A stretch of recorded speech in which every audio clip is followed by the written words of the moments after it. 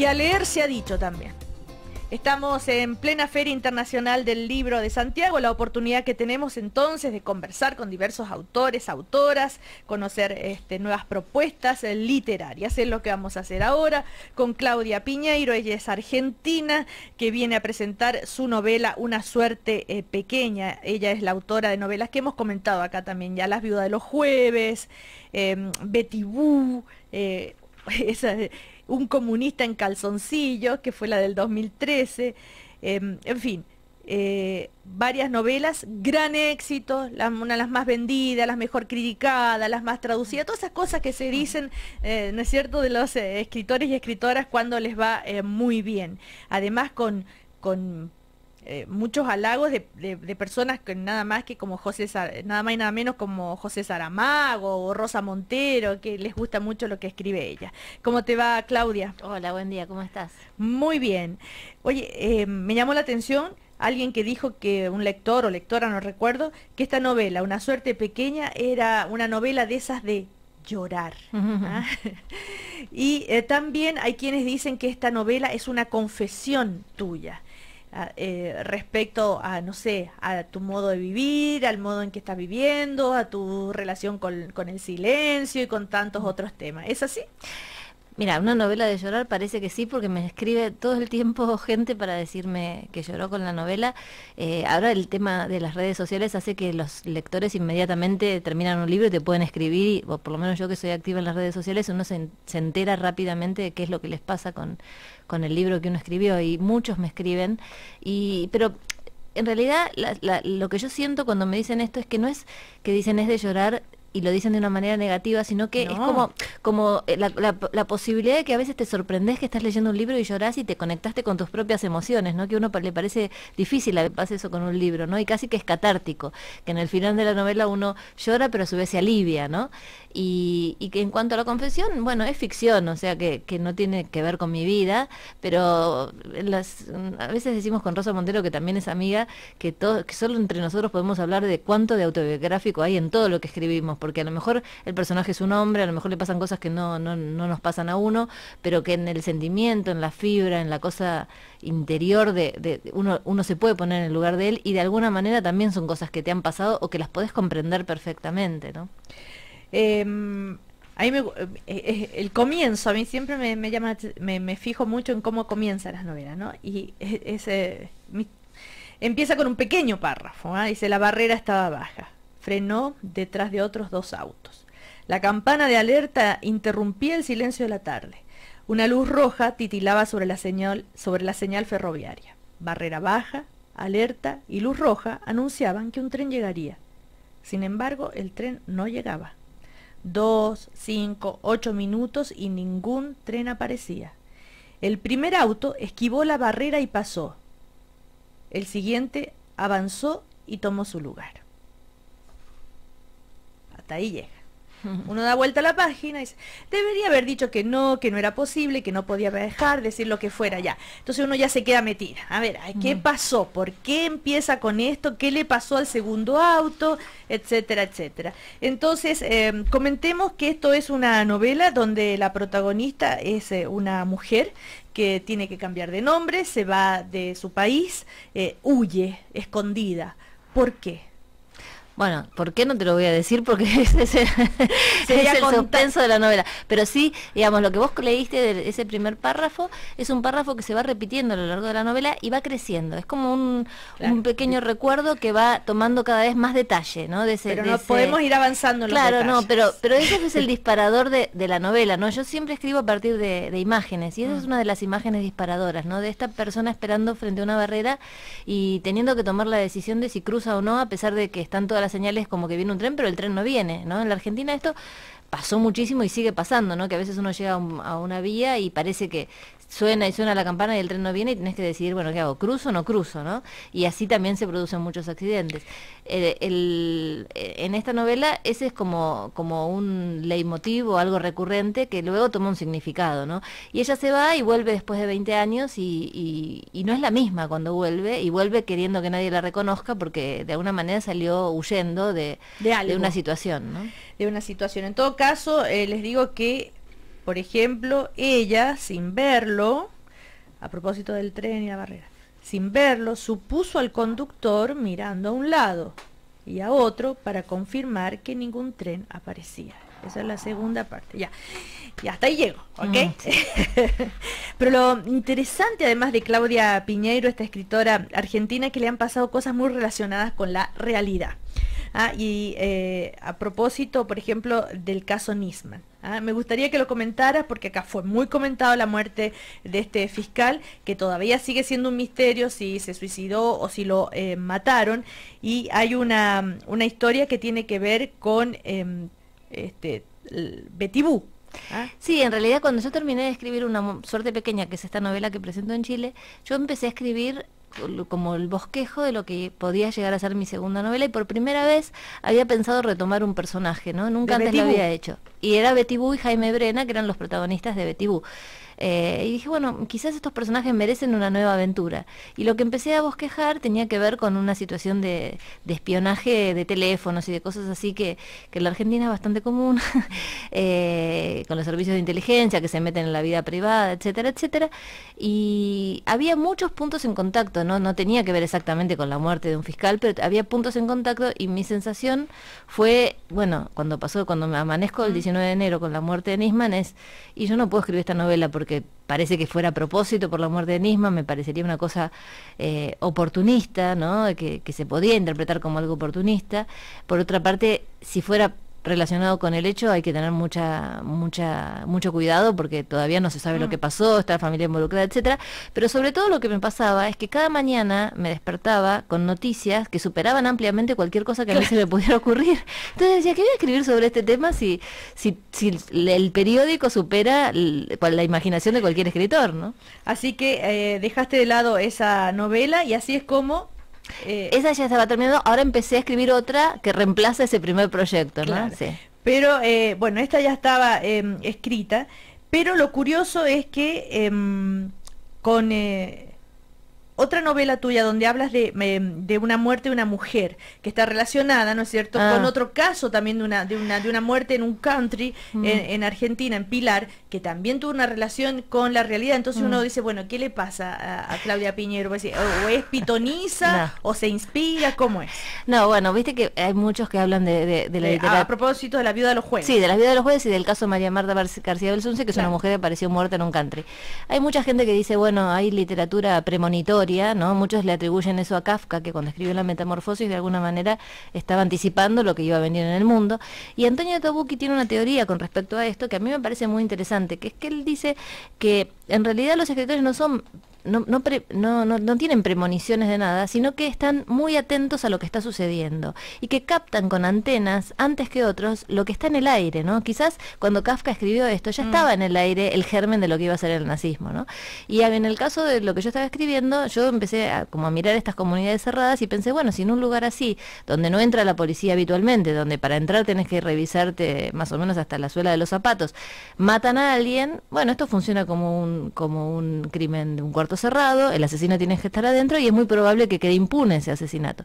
Yo lo empecé a pensar en función a lo que se veía en el aire, como dice Antonio Tabucchi, ¿no? Y los escritores tenemos esa posibilidad de bajarlo en palabras. Entonces, parece que lo decimos antes, pero no es que lo decimos antes, lo vemos con más atención y a lo mejor encontramos las palabras, pero no es que es premonitorio, ¿no? Y en el caso de María Marta García Belsunce, yo estaba escribiendo la novela, yo estudiaba con Guillermo Sacomano, que es un escritor argentino muy importante, y le dije, mira, Guillermo, yo me parece que esta novela la voy a dejar porque yo no sabía ni que iba a ganar el premio Clarín con esa novela, ni que se iba a publicar, pero estaba terminándola, y ya estaba escrita cuando la mataron a ella, y le dije, mira, no la voy a seguir porque van a pensar que Claro. tiene que ver con el caso de María Marta García Belsunce. Y él me dijo, no, vos esta novela la vas a terminar, la vas a publicar y vas a ver que van a pasar los años y todavía no vamos a saber qué pasó con ella y tu novela va a estar publicada. Y así fue, pasaron 10 años de que la novela está publicada y todavía ahora sigue ese caso pendiente, ¿no? Ahora, en tu novela, ¿sí hay un desenlace, sí hay un descubrimiento? ¿En cuál? ¿En la última? No, en la viuda de los jueves. Sí, en la Que viuda de los- podría tal vez anticipar qué va a pasar. No, porque el desenlace es bien Claro. distinto, ¿no? Son tres hombres que hacen como un pacto de otro tipo para esa muerte. Y acá es una mujer que alguien entró y la mató.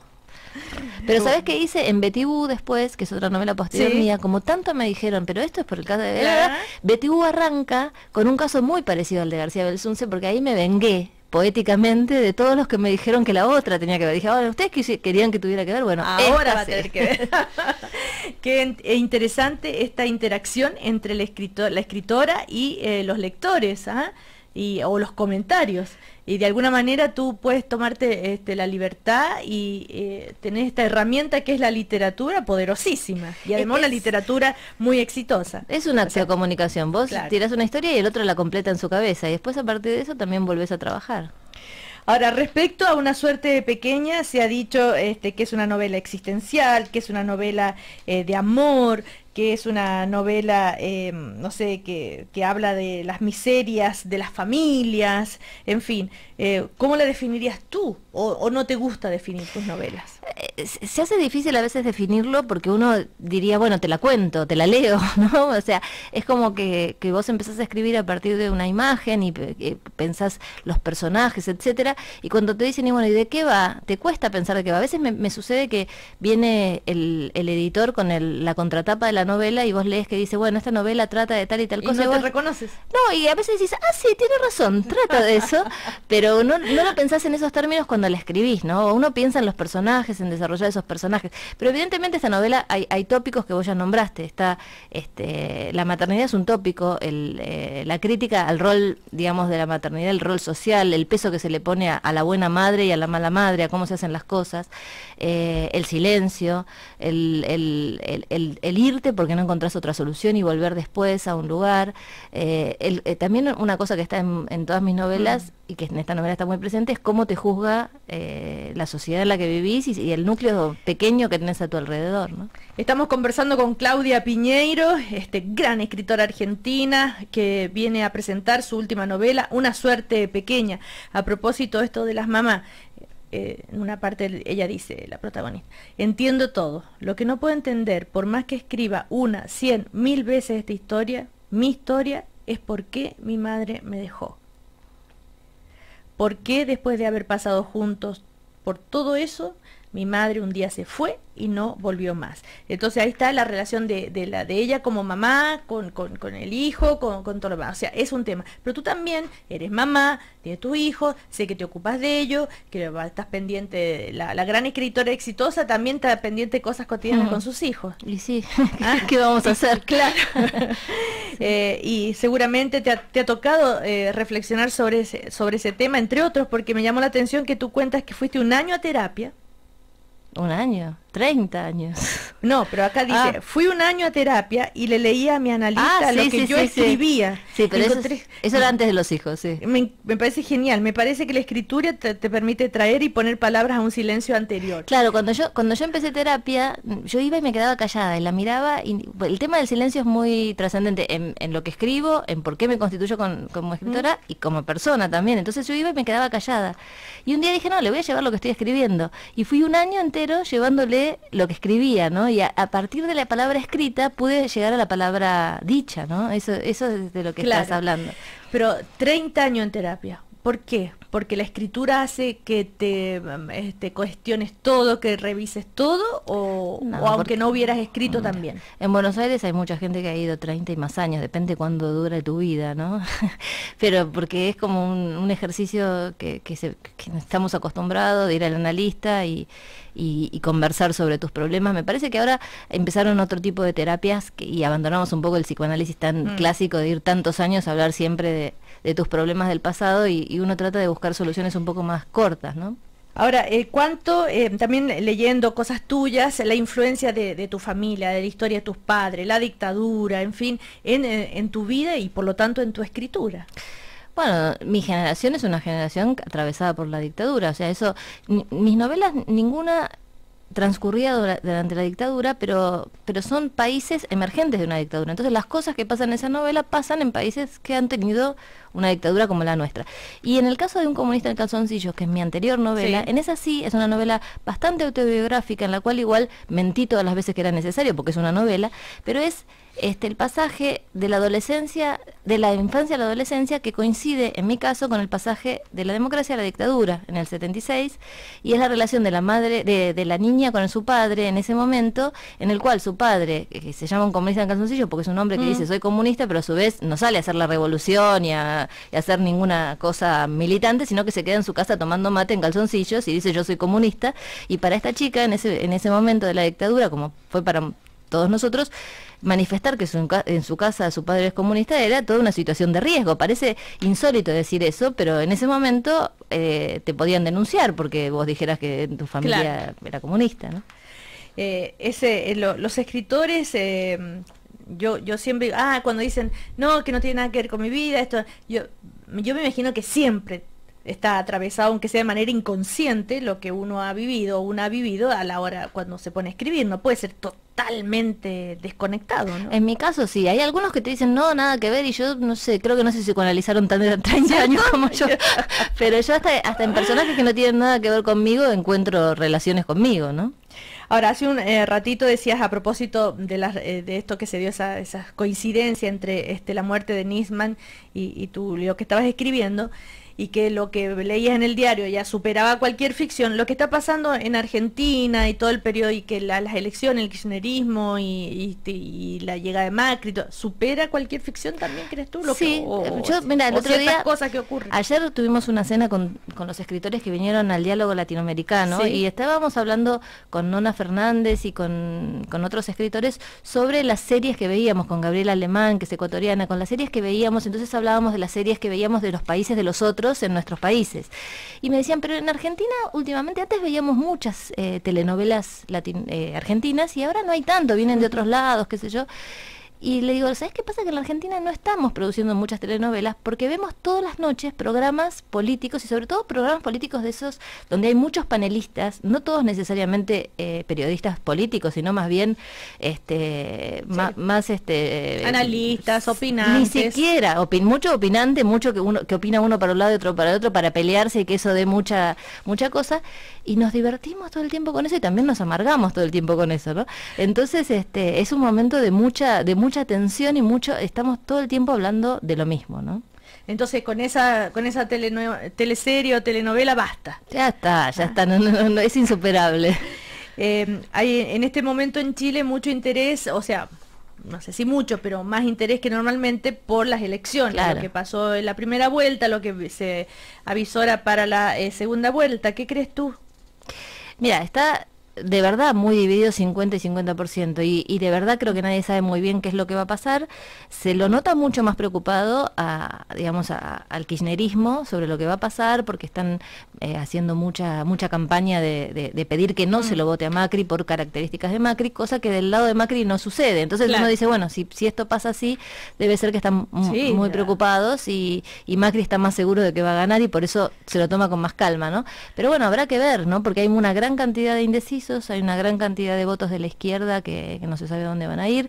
Están los votos de Massa, que también es peronista, pero a su vez es contrario a Scioli, es más cerca de Macri. Entonces uno dice, bueno, ¿a dónde van a ir? Si Argentina es difícil de entender, es bien difícil, sí. Pero la presidenta Cristina Fernández Kirchner es un personaje.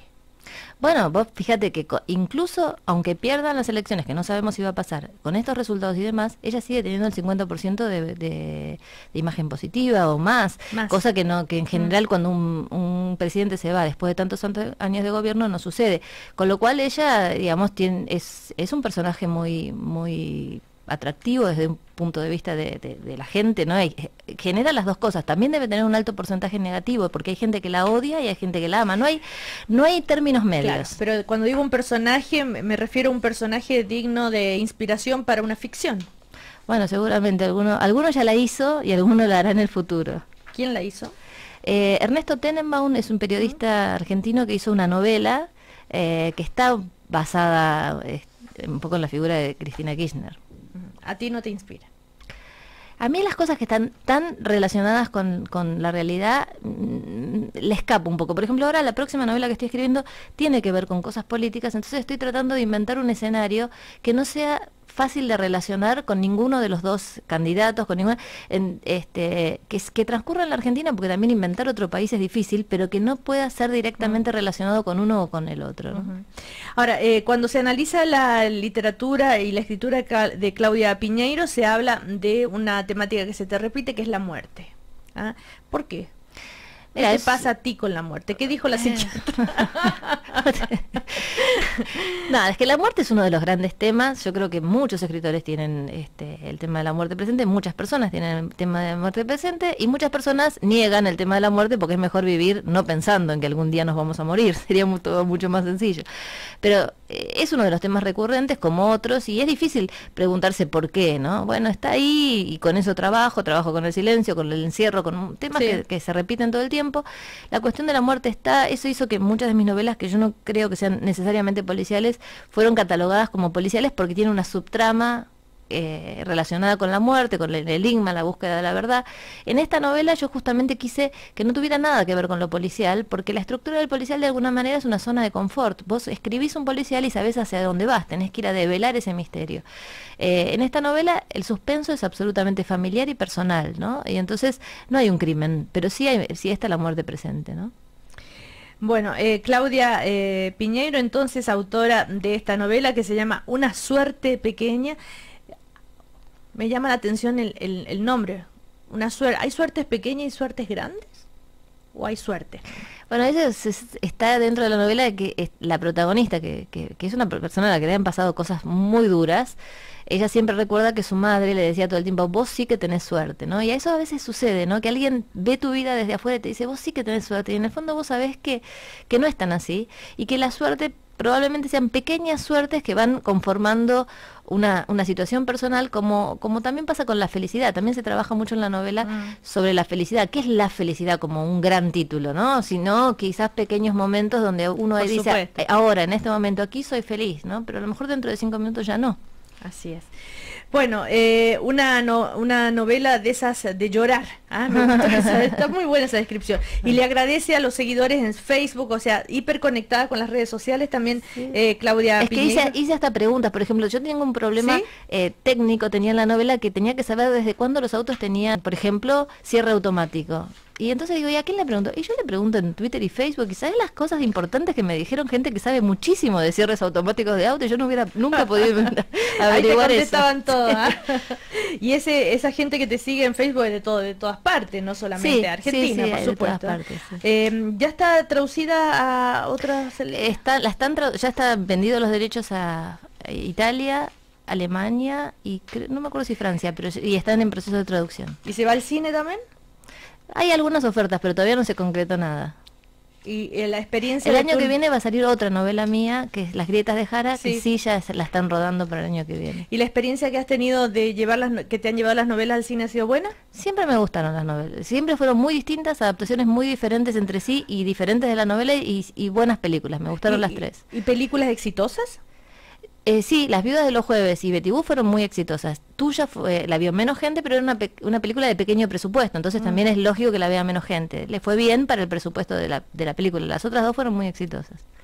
Bueno, Claudia Piñeiro, muchísimas gracias. La presentación ya fue, pero queda la novela. Pero queda la novela, que es lo más importante. Claudia Piñeiro, entonces, Una suerte pequeña.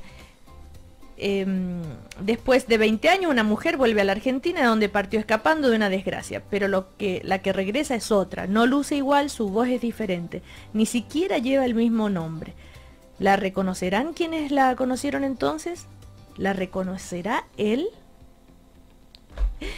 Que te vaya muy bien, Claudia. Muchísimas gracias por invitarme. Chao.